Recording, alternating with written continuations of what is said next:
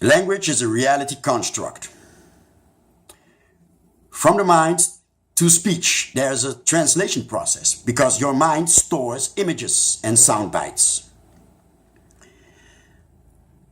This process, this translation process from images and sound bites to words, I have various names for it, but right now I wish to use the name living word.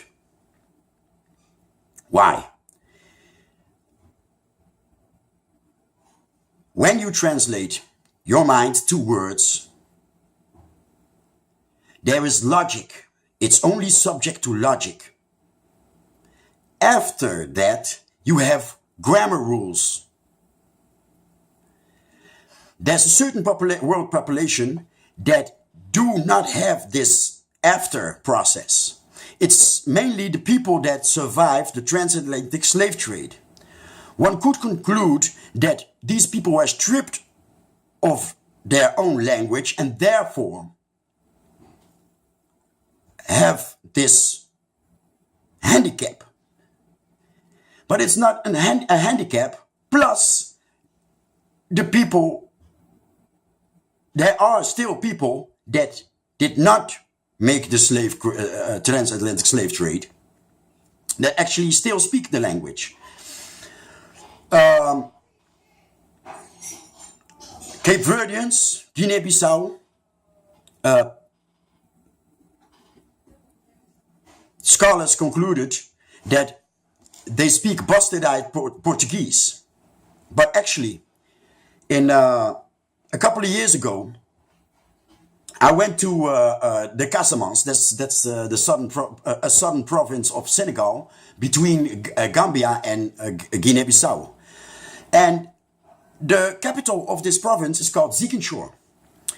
And Ziguinchor is actually bastardized Creole, because the name of the city was Ischiga nos chora. They came, we started crying. Or they came, we cried. And I was there and I sponsored a football tournament. So I was with the VIPs in the lunch breaks, etc. And I heard people talk, and in another table I heard people talk like one ideology that I have. And they were actually confirming this ideology. They were speaking of the mother and father of French. They spoke of Manding and Wolof as being the mother and father of French.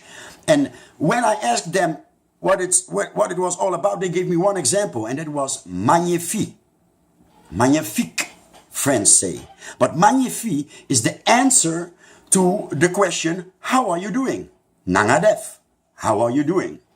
The answer is magnifique, magnifique. I am here, I'm standing here. French do not have etymology. This word, magnifique, don't have a history in the French language. So, what am I saying? What I am saying is a certain people, group of people, came to Europe and left traces behind. It's confirmed that the Basque language in Spain has connection with Igbo.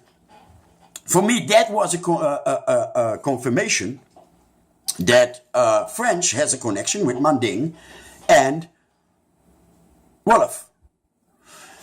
It's obvious that Creole, Cape Verdean Creole or Guinea-Bissau Creole, has a connection with Spanish and Portuguese.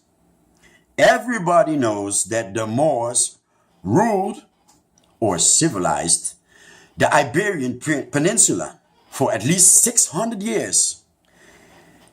Isn't it obvious that traces would have been left behind, not only in architecture, but most probably also in language? So, is Cape Verdean Creole, is it really bastardized Portuguese?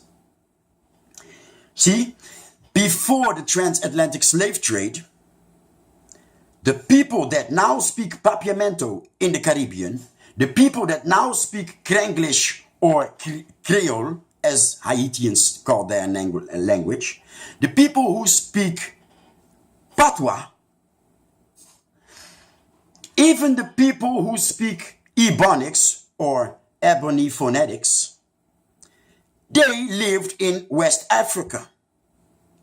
They were a civilization. They were this civilization that came to Europe and ruled. Is the conclusion that I drew from studying these languages. And actually, what is studying? It's experience.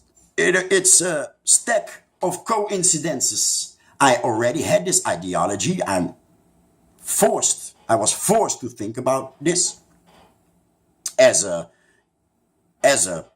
person from an ex-colonized country, aware of the Moorish rule in Europe. I lived with these questions. But it goes deeper. Because as I said, these languages are not subject to grammar rules. So what are they subject to? They are subject to logic. If I speak to you with words that I chose,